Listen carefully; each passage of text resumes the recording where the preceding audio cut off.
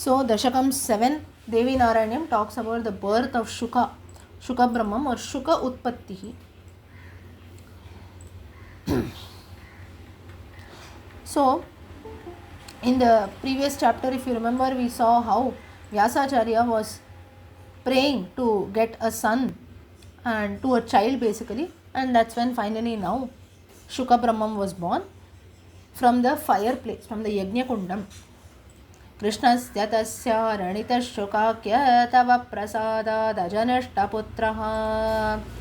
And it seems that the devas were very happy. They started showering flowers also. A lot of musical instruments were being played. Ladies were dancing in joy. So at the birth of Shuka Brahmam, everyone was happy, including the gods, people and so on. That boy also was very, very intelligent. He mastered all the Vedas. And it seems that from Brihaspati, the guru of gods, he learnt everything.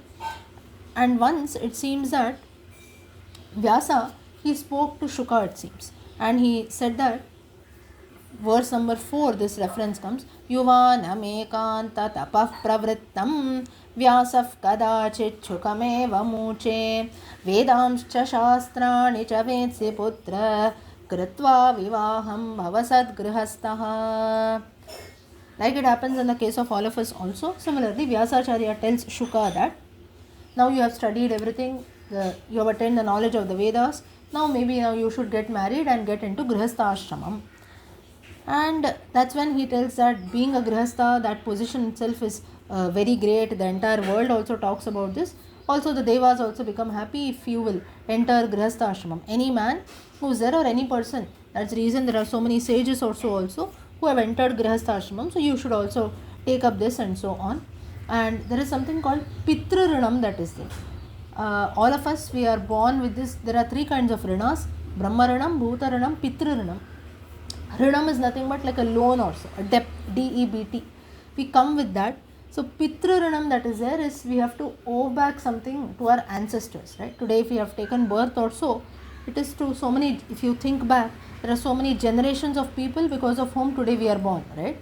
Maybe our own parents, 2 sets of grandparents, 4 sets of great grandparents. So like this, if you see generation wise, that's the reason whenever we do the Shraddha Karma or the Pitru Paksha Karma or so, 3 generations up we take their names and we worship, right? Or we at least remember them. So therefore this Pitru Rinam that is there is something wherein we give back to our ancestors. So this Vyasacharya, and when all this Rinam goes away is when we do the Shraddha Nityadi Karmas that are there. So Vyasacharya tells the same thing, that you should also, you please free me from this debt that is there, and you can live a happy life also. And because I have done a lot of tapasya and then only I have got you, so I wish that you also enter Grihastha Ashramam, you be very happy and so on.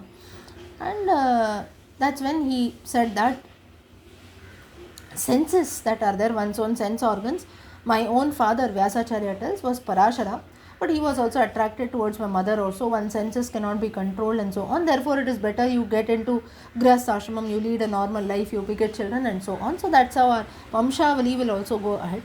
So further he tells that a person who is born, he has to go through various stages of life. Your Balakashramam is done, next you enter Grihastha Ashramam. So like this, if you see, Vyasacharya starts convincing Shuka Brahmam. Shuka Brahmam does not move at all in spite of telling all this. He does not wish to get into marriage also. And that's when Shuka very politely, he refuses. And like any other parent also, Vyasacharya, it seems that he starts shedding tears there when he listens to Shuka Brahmam and says that I don't want to get into, when Shuka says I don't want to get into Grihastha Ashramam and so on. Now in the case of Shuka, it seems that right from the time he was born also, after he had attained the knowledge of the Vedas, this and that, he used to not wait for more than 15 minutes in one place or so. This reference comes in the commentaries of Srimad Bhagavatam also. Now if you stay in a place or if you spend time with the same people around you, automatically attachment comes in, right? One fine day you don't meet them, you feel, or maybe for many days or so you are there with someone, or you go to a particular place, one fine day you don't do, we start feeling awkward, right? So this is nothing but attachment. So therefore Shuka Brahmam used to always say that this attachment is something which is very, very dangerous. That's the reason I will not stay in a place for more than 15 minutes. and he used to keep moving about here and there. Moreover, he does not fall into this trap of grihastha ashramam, and he used to just keep moving about here and there. He had realized himself one with the reality, one with Brahman, and so on. So, but as like any other parent, Vyasacharya does not, he was not very happy with this. He became very sad also. But Shuka had decided that I don't wish to get into this marriage life that is there. And that's when, in the last shloka, the Kavi says, Bhogeshu manis mriha भोगेषु मे निःस्पृहतास्तु मातः प्रलोभितो मा करवाणि पापं मा बाधतां मां तव देवी माया मायादिनाते सततं नमस्ते. Now here Vyasacharya, the Kavi who is there, Nambudri, he prays to goddess, saying that maybe like Shuka Brahmam we cannot lead a life also by giving away everything, by being free from all kinds of attachments, but at least let me to some extent not fall into the trap of sense organs that is there. Let me not start doing sins, papa karma, once we get into attachment. So therefore, O goddess, this maya that is there, let it not affect me at all. And to you who rules over maya, you please accept my pranams, and then ensure that I don't fall into the trap. So therefore here, this chapter, why it is very very important is, not every one of us, especially human beings like you and me, we cannot give up everything, right?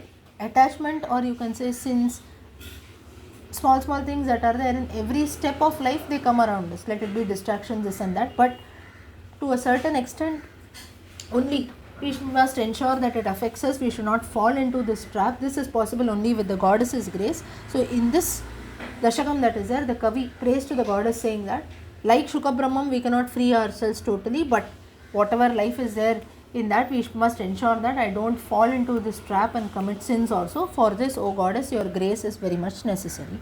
So with this, Dashakam 7 comes to an end.